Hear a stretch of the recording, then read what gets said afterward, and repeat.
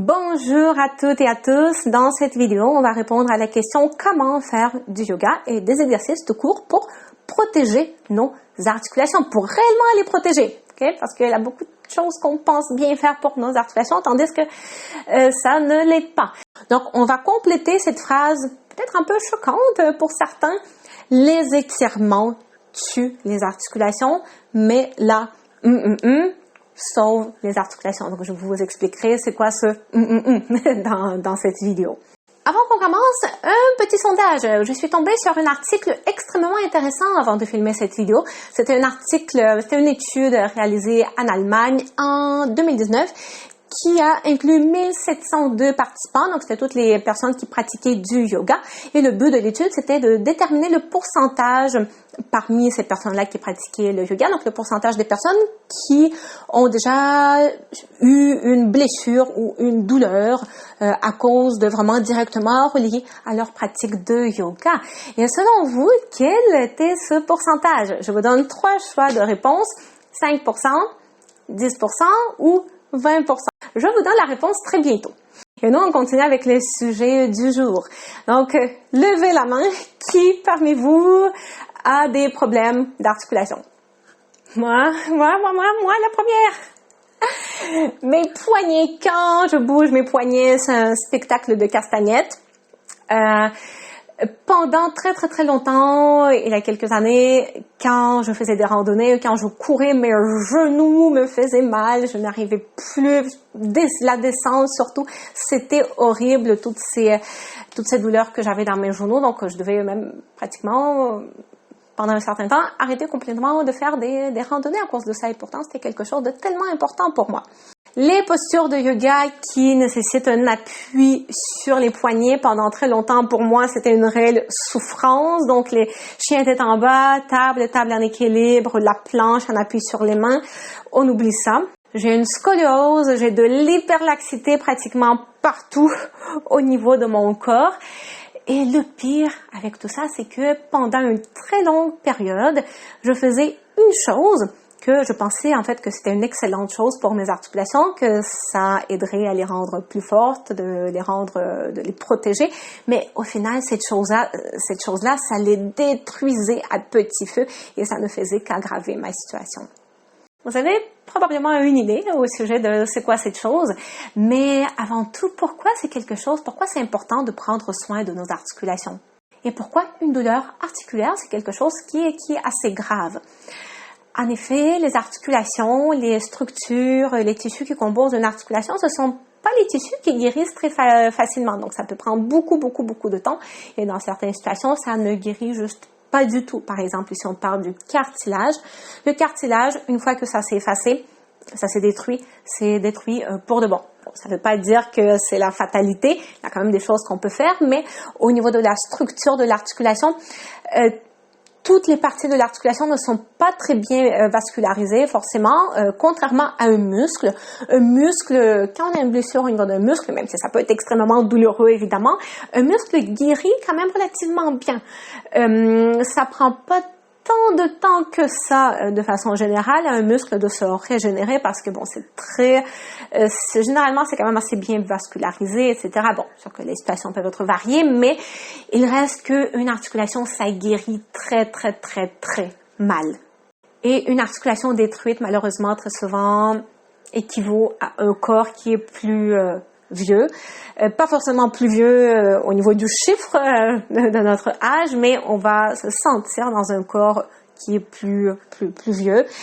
Et c'est égal aussi souvent à une perte d'autonomie, à une incapacité de faire tout plein d'activités qui sont importantes pour nous. Aussi, c'est très souvent égal à une peur de bouger, une crainte de se faire mal, et on s'enferme de plus en plus dans ce cercle vicieux d'incapacité, de déconditionnement et d'aggravation de nos douleurs. C'est la raison pour laquelle il est indispensable, peu importe où vous en êtes avec vos articulations, au plus vite d'arrêter de faire les choses qui détruisent nos articulations et de mettre en place des choses qui aident à les renforcer et de les rendre un peu plus en santé. Donc, la dernière chose dont vos articulations ont besoin, c'est les étirements. Certains types d'étirements plus spécifiquement, pas tous les étirements. Je vous donnerai très bientôt les exemples concrets des étirements que je déconseille pratiquement à tout le monde si on veut prendre vraiment soin de nos articulations. En revanche, ce dont vos articulations ont besoin, c'est une chose plus spécifiquement avant tout. Et je vous le promets, je vous le jure que depuis que je fais cette chose, depuis que j'ai pris conscience, en fait, depuis que déjà j'ai pris conscience des dangers de certains types d'étirements que je faisais, que je pensais que je faisais bien, mais au final pas du tout. Donc, depuis que j'ai arrêté de faire ces étirements-là et depuis que j'ai commencé à faire cette chose, à l'intégrer dans mon quotidien, c'est quelque chose qui a réellement transformer la santé de mes articulations, qui fait en sorte que maintenant je suis capable de nouveau de faire toutes ces postures de yoga en appui sur les poignets, mais j'ai plus du tout cette douleur au niveau des poignets. Quelque chose qui fait en sorte que je suis capable de nouveau de faire des randonnées, de descendre aussi d'une montagne et de ne plus avoir ces douleurs au niveau des genoux. Je suis de nouveau capable de faire tout plein de choses, tâches répétitives dans le quotidien, que ce soit de cuisiner, de taper à l'ordinateur, d'écrire une fois de plus sans avoir ces douleurs au niveau des poignets, au niveau des épaules. Et je ne suis pas la seule, évidemment, aussi à constater tous ces effets positifs. Je pense que des nombreuses personnes qui ont déjà suivi mes conseils, soit en me suivant depuis longtemps, en regardant mes vidéos, en assistant à mes webinaires ou en faisant des accompagnements individualisés avec moi, constatent aussi également ces bienfaits. Allez, je sais que j'ai fait durer le suspense assez longtemps, donc je vais vous dire c'est quoi cette chose-là. C'est la stabilité des articulations. À l'inverse, les étirements, particulièrement les étirements statiques passifs, diminuent la stabilité des articulations. En effet, les étirements peuvent nous donner l'impression de soulager la douleur sur le court terme, mais ensuite, sur le long terme, ça ne fait que les détruire. Je sais que certains peuvent peut-être être choqués d'entendre ça. Peut-être certains ont entendu dire l'inverse, que au contraire, les étirements, c'est quelque chose qui est très bien pour nos articulations. Donc, pourquoi, Marina, es-tu en train de nous raconter n'importe quoi? OK, donc, un des arguments qu'on peut entendre en faveur des étirements pour améliorer la santé de nos articulations, c'est que on va nous dire, bon, écoutez, quand on a une raideur au niveau du muscle, donc quand le muscle manque de souplesse et d'extensibilité, c'est quelque chose qui peut faire en sorte que l'articulation va moins bien bouger parce que cette raideur au niveau du muscle va limiter le mouvement de l'articulation. Et donc, justement, le fait que l'articulation bouge moins bien, ça, c'est pas une bonne chose pour l'articulation et c'est pour ça que le fait d'étirer nos muscles va améliorer la souplesse des muscles et va donc améliorer la mobilité de nos articulations. Dit comme ça fait du sens, n'est-ce pas? Mais malheureusement, dans la grande majorité des cas, la situation est plus complexe que ça. En réalité, une des raisons fréquentes pour laquelle vous développez une raideur au niveau d'un muscle, c'est parce que, en premier lieu, vous avez une articulation qui est instable. Donc, très souvent, ce n'est pas une raideur musculaire qui a créé le problème au niveau de l'articulation. C'est en premier lieu déjà des problèmes qui commencent à apparaître au niveau de l'articulation. Donc, l'articulation est moins stable, qui crée une raideur au niveau du muscle. Et ensuite, le fait que le muscle est plus raide, effectivement, ça a un impact aussi sur le fonctionnement de l'articulation.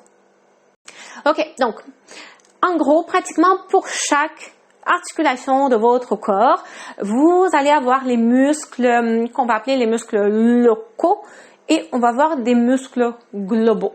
Donc, les muscles qui sont locaux, ça va être généralement les muscles qui seront un peu plus profonds et un peu plus près de l'articulation. Et le rôle de ces muscles, avant tout, c'est de stabiliser l'articulation. C'est de s'assurer que elle se balade un peu dans tous les sens, qu'elle reste bien stable. Et ces muscles vont un peu moins participer dans le mouvement en tant que tel. À l'inverse, les muscles globaux, généralement, ce sera des muscles un peu plus gros et les muscles plus superficiels. Donc, les muscles qu'on va plus facilement voir, sentir, toucher. Et le rôle de ces muscles-là, donc de ces gros muscles globaux, c'est avant tout, ça va être de produire du mouvement. Donc, de faire en sorte qu'on va être capable de se déplacer pendant qu'en même temps qu'on va se déplacer, à chaque instant de notre déplacement, les muscles profonds locaux vont justement surveiller et contrôler la position de nos articulations. Vous me suivez? Donc, les muscles globaux, ce sont les muscles qui sont généralement capables de produire plus de force, donc ils sont beaucoup plus puissants, beaucoup plus forts en quelque sorte, mais ce seront des contractions moins prolongées, donc plus sur une courte durée. Donc ça va nous permettre de faire un truc très très fort, mais on ne pourra pas faire ça pendant très très très longtemps, de façon générale. À l'inverse, les muscles locaux plus profonds qui stabilisent les articulations, ce sont les muscles qui sont capables de maintenir des contractions pratiquement sur toute la journée, en fait, des contractions très, très, très prolongées, même beaucoup moins puissantes. Parce que, en fait, constamment, peu importe ce qu'on soit en train de faire, on a besoin d'avoir une certaine stabilité, même si je ne bouge pas. Donc, mes muscles globaux ne sont pas forcément en train de travailler quand je suis juste debout, quand je suis assise, mais à chaque instant, les muscles locaux, justement, ils font ce travail pour s'assurer que mon corps reste stable et que je ne suis pas en train de m'écrouler. Et une situation qui arrive assez souvent, malheureusement, surtout dans notre monde occidental, c'est que les muscles locaux stabilisateurs profonds vont s'affaiblir ou ils vont un peu s'inhiber. Donc, ils vont arrêter de faire son travail correctement. Et puisque notre corps a quand même besoin de cette stabilité, on a besoin d'être capable de rester droit, de ne pas tomber, et notre corps va essayer de trouver cette stabilité ailleurs en utilisant les gros muscles, les muscles globaux pour stabiliser nos articulations, tandis que ce n'est pas leur rôle. Et donc, ces muscles globaux, les gros muscles, je vous rappelle que leur rôle, ces muscles ne sont pas faits pour être capables de maintenir des contractions très prolongées, donc pendant la journée longue. Donc, justement, ces muscles, ils sont pas en train de faire leur travail et on va avoir des raideurs et des tensions qui vont finir par se former au niveau de ces gros muscles. Donc, le fait que on a les muscles profonds ne font pas bien leur travail et donc forcément ça vient avec une perte de stabilité au niveau des articulations, c'est quelque chose qui a fini par créer des raideurs compensatoires au niveau des gros muscles justement que vous allez ressentir au niveau de votre corps et ces raideurs qui vont rendre votre vie inconfortable. Et donc si c'est ce qui est en train de se passer au niveau de notre corps, si on a toutes ces raideurs dans notre corps à cause des articulations instables, et si on se met à faire des étirements statiques, passifs, prolongés. Des étirements statiques, passifs, prolongés, c'est tous ces exemples que je vous montre à l'écran en ce moment, toutes ces images-là. Donc, ce sont tous des exemples des étirements statiques, passifs, prolongés. Ce sont les étirements quand il n'y a aucune contraction au niveau du muscle, quand on est juste en train d'étirer passivement le muscle en essayant d'aller au bout de notre amplitude du mouvement, dans la souplesse du mouvement, notre amplitude passive du mouvement. Donc, quand on pousse vraiment dans cet étirement-là, et encore pire quand on va le maintenir pendant longtemps, donc pendant peut-être 1 minute, voire plus on va le maintenir, c'est quelque chose qui, ces étirements statiques passifs-là, ils désensibilisent en quelque sorte notre articulation. Vous savez, notre articulation est très riche en propriocepteurs. Ce sont les petits récepteurs, un peu comme les yeux, si vous voulez, les yeux et les oreilles de nos articulations qui informe notre cerveau de ce qui est en train de se passer au niveau de notre articulation. Quelle position mon corps est en train d'adopter, dans quelle mesure il faudrait contracter un petit muscle, relâcher un autre petit muscle pour s'assurer de la meilleure position possible de l'articulation à chaque moment, à chaque instant de ce que je suis en train de faire. Okay? Et le truc, c'est que les étirements statiques passifs diminuent cette communication entre l'articulation et le cerveau. Et donc, le cerveau est un peu moins au courant, en fin du compte, de ce qui est en train de se passer au niveau de notre articulation. Et ça, c'est quelque chose qui a un impact assez direct sur la capacité de notre articulation de s'adapter en fonction de l'activité qu'on est en train de faire. Et donc, ça a un impact direct aussi sur la stabilité de notre articulation. Donc, on n'utilise pas bien les petits muscles des articulations dans ces temps-là.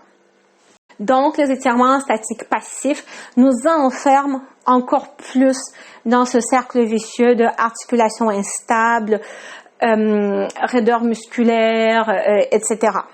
Un autre risque possible, par ailleurs, relié aux étirements, c'est ce qu'on appelle le stretch reflex, le réflexe d'étirement. Bon, je pourrais faire toute une vidéo à ce sujet, mais en gros, si on fait un étirement, justement, en ne faisant pas attention, et c'est quelque chose qui peut arriver aussi quand on fait des étirements, soit en tirant un peu trop brusquement ou quand notre corps ne s'y attendait pas, il y a un mécanisme de défense que notre corps met en place en surcontractant le muscle qu'on est en train d'essayer d'étirer. Donc, si on ne fait pas une fois de plus les étirements correctement, après un étirement, ça peut déclencher ce réflexe d'étirement et donc créer au final encore plus de raideur au niveau du muscle. Voilà, un sujet très intéressant peut-être pour une autre vidéo. Et alors, vous pouvez me demander aussi, mais Marina, mais pourquoi l'articulation elle se déstabilise en fin du compte, en premier lieu? Donc, c'est quelque chose qui peut arriver assez fréquemment quand on a un mode de vie un peu plus sédentaire, malheureusement, donc quand on ne bouge pas beaucoup. Ou par exemple, si après une blessure, après un accident, on évite justement de bouger une partie de notre corps pour la protéger. Malheureusement, les muscles stabilisateurs profonds, donc les muscles locaux, seront un peu les premiers à perdre de leur force et à s'inhiber. Tandis que les muscles globaux, justement, même si ça fait longtemps, par exemple, qu'on n'a pas fait du sport et pas mal tous les muscles de notre corps se sont affaiblis et qu'on va se remettre à faire du sport, et si on fait un peu n'importe quoi, malheureusement, on risque de ne pas savoir comment travailler correctement les muscles profonds stabilisateurs de nos articulations et on va juste surtravailler les muscles globaux parce que c'est également les muscles qu'on voit bien, on voit bien ces muscles se contracter, c'est beaucoup plus visuel, on les sent beaucoup mieux, tandis que malheureusement, on est très rarement au courant de comment travailler ces muscles plus profonds qui sont beaucoup moins visibles et on ne sait pas forcément comment sentir leur contraction. Une autre raison pourquoi on peut avoir des articulations instables, ça peut être aussi une hyperlaxité un peu innée avec laquelle on est né. Donc là, dans ces temps-là, c'est d'autant plus important de limiter au maximum les étirements statiques passifs et de prioriser le travail de stabilité au niveau des articulations et travailler plus sur la proprioception et sur la conscience corporelle, sur le renforcement aussi, avant tout le renforcement des muscles plus profonds. Par ailleurs, ce problème aussi de mauvaise utilisation de muscles, donc surutilisation des gros muscles superficiels globaux et l'inhibition des muscles profonds, c'est quelque chose qu'on peut parfois même observer chez les athlètes, donc pas forcément chez les personnes qui sont sédentaires. Puis tout ça, ça peut être lié justement à une mauvaise façon de travailler, d'utiliser notre corps. Surtout quand on peut être un peu trop concentré à retrouver un corps musclé, à retrouver un corps plus beau qui rentre un peu dans les schémas de notre perception que la société a de ce qui est un beau corps en fin du compte. On va tellement se concentrer à renforcer les muscles visibles pour sculpter notre corps qu'on va complètement ignorer ce travail plus profond qui pourtant est tellement important avant tout pour notre santé. Et donc oui, c'est possible aussi de se retrouver en présence d'une personne qui visuellement et objectivement peut avoir l'air très musclé, mais pas pour autant qu'elle va forcément c'est pas pour autant qu'elle va utiliser les bons muscles pour stabiliser ses articulations. Et c'est là qu'à la longue, même une personne très sportive peut finir par développer tout plein de douleurs, justement, à cause de cette mauvaise utilisation de son corps. Et parce qu'elle ne se fixe pas les bons objectifs.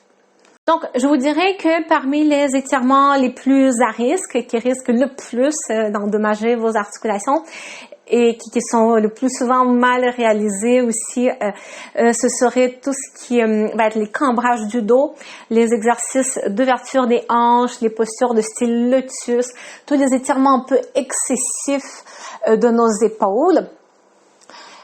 Les torsions passives aussi au niveau de notre colonne, ou encore les flexions passives quand on va trop pousser dans le mouvement.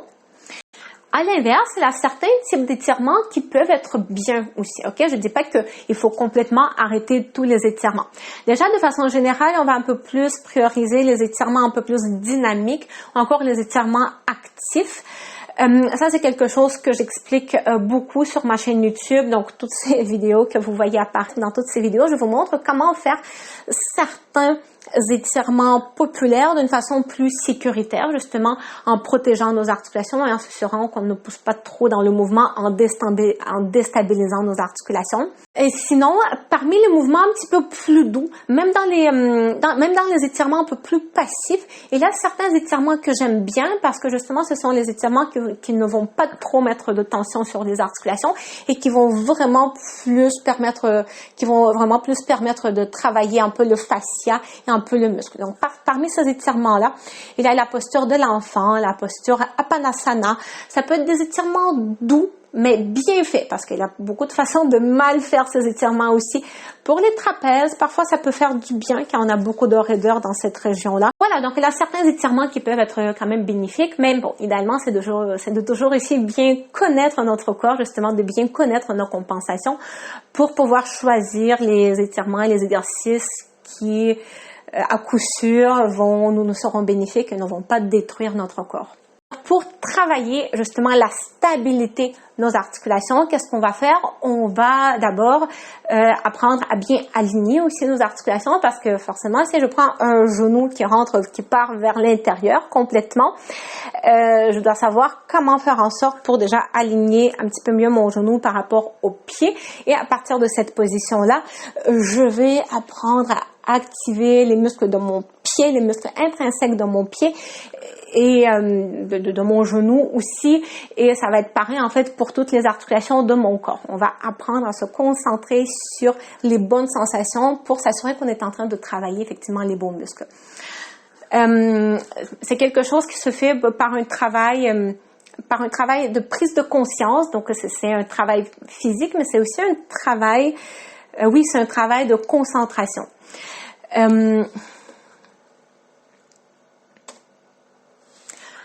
Donc, le travail de la stabilité de nos articulations doit impérativement passer aussi par une prise de conscience de nos déséquilibres posturaux.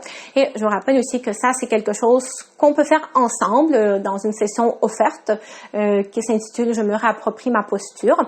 C'est une session sans engagement durant laquelle on va discuter ensemble de votre posture, de vos douleurs potentielles, voir justement des liens possibles entre vos déséquilibres posturaux et vos douleurs, de voir est-ce que vous pourriez souffrir d'une instabilité au niveau de vos articulations et quelles seraient vos priorités aussi, quels seraient vos objectifs, sur quoi il faudrait que vous travailliez en premier pour retrouver un corps en meilleure santé, libre de douleur et pour retrouver cette capacité de bouger plus librement et sans douleur. Donc, pour réserver votre session offerte, je me réapproprie ma posture, vous avez le lien sous la vidéo. Donc, tout simplement, vous cliquez sur le lien, vous choisissez la journée et l'heure qui vous conviennent le mieux et vous allez avoir quelques petites questions à répondre afin que je puisse préparer votre session, cet appel de mon mieux également pour que vous puissiez retirer le maximum de bénéfices de notre discussion.